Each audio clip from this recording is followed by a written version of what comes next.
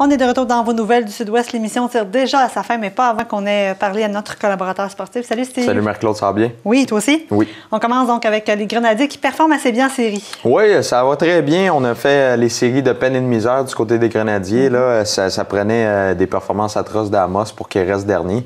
Les Grenadiers, ça allait pas vraiment bien de leur côté, mais on a réussi à se rendre en séries éliminatoires. Qui dit séries éliminatoires dit nouvelle saison. Exactement. On affronte les Vikings de Saint-Eustache. Je t'avais parlé, c'était un peu le jour et la nuit entre les deux fiches. Mais les Grenadiers qui font belle figure, c'est 2-2 présentement dans une série 3-5. On a perdu le premier match 4-0, donc on pensait peut-être que ça allait être une série facile après le premier résultat, mais 2 victoires consécutives des Grenadiers. Et on a perdu le dernier affrontement au compte de 5-3. J'avais dit que l'avantage numérique devra performer. On devra être opportuniste vu qu'on est on a une attaque un peu moindre vis-à-vis Saint-Eustache. Et ça a fonctionné. Ça n'a pas fonctionné, ils m'ont pas entendu.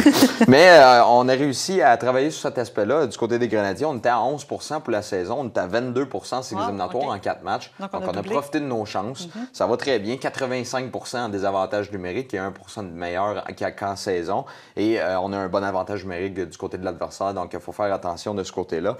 Il y a 12 joueurs qui ont participé au pointage. Donc c'est vraiment un effort collectif. C'est tout le monde qui pousse dans le même sens. Et les Grenadiers qui pourront gagner ce match ultime-là qui s'en vient. Espérons-le. Mais on veut assurément faire meilleure figure qu'en saison. On va suivre ça, évidemment, avec attention. Du côté des Jeux du Québec, c'est parti donc pour la délégation du Sud-Ouest. Là, on sait qui sera le porte-drapeau et les entraîneurs. Oui, exactement. Ça se passera du 25 au 28 février pour le bloc 1. Il y a un deuxième bloc du 1er au 4 mars aussi.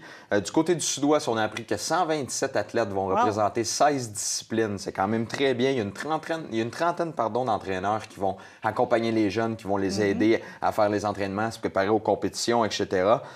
Il y a la nage synchronisée qui sera représentée pour la première fois de l'histoire. Et on a aussi le ski de fond qui ne sera pas là parce qu'on n'a pas réussi à trouver un entraîneur avec certification pour cette discipline-là. Le basket en fauteuil roulant, je t'en avais parlé, les jeunes aigles là, qui ne pouvaient pas participer aux Jeux du Québec étant donné qu'on avait manqué une compétition. Montréal qui s'était retiré d'une compétition et ça aurait été des points importants pour la qualification aux Jeux du Québec. Donc le basketball sur fauteuil roulant ne sera pas présent. Mais quand même, c'est 16 disciplines. Puis 127 athlètes, c'est beaucoup qui vont représenter le Sud-Ouest. Il y en a 5 juste en plongeon là, du côté de Vaudreuil qui vont représenter. Exactement. Et la porte-drapeau, Sarah-Jeanne Carey, qui a été la première médaille d'or en patinage de vitesse. Ça se passait en 2015 lors des derniers Jeux d'hiver. On a fini 16e aux Jeux d'hiver en 2015. On aimerait ça finir un petit peu mieux du côté du Sud-Ouest. On parlait de talent, Steve. On en a un petit boxeur de chez nous. On se plaît à l'appeler comme ça, Francis Lafrenière. Il y a eu un petit changement là, au niveau de son adversaire pour son combat de vendredi. Exactement. À une semaine de son combat, tu es obligé de changer d'adversaire. On était supposé affronter Marcus Willis et on va affronter Uriel Gonzalez, qui a environ la même fiche, peut-être des qualités semblables. Donc, ça reste un combat intéressant pour Francis Lafrenière.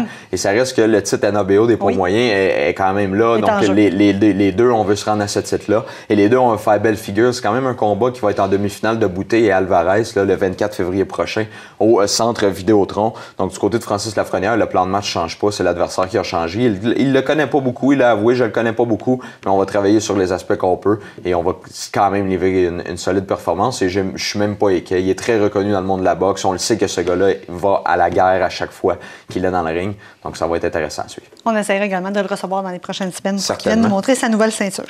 Et on parle aussi d'un autre petit gars de la place, Georges Saint-Pierre, qui a confirmé en fait son retour en UFC. Ben oui, c'est Dana White qui avait vendu la mèche à tout le monde sur Internet, qui avait dit c'est confirmé, il a signé, il est avec nous. Georges Saint-Pierre le fait dans une publicité à Yabusa ensuite, qui est son partenaire principal. Il l'a clairement dit I am back, je suis de retour. On pourrait lui donner le luxe de choisir son premier adversaire. Ça serait une entente de plusieurs combats. Donc, c'est pas simplement un combat, on fait un coup d'argent, on prend notre retraite, on veut sortir au sommet. Il veut quand même rester pour plusieurs combats et peut-être se rendre pour un championnat, encore une fois. Freddie Roach, qui est un réputé entraîneur de boxe qui s'entraînait avec Georges Saint-Pierre dernièrement, il a indiqué qu'il avait aidé à négocier lorsqu'il a vu que Georges Saint-Pierre avait refusé des offres de la UFC. Il a dit « Tu veux vraiment faire ça? Oui, ben je vais t'aider à aller chercher le contrat que tu as besoin. » Et on pourrait le voir dans le coin de Georges Saint-Pierre aussi pour un éventuel combat ou plusieurs combats. Il devrait se présenter à 80% du camp d'entraînement à peu près de Georges Saint-Pierre. On va surveiller ça également. Donc, on te reparle, Steve, la semaine prochaine pour d'autres nouvelles d'actualité sportive. Merci.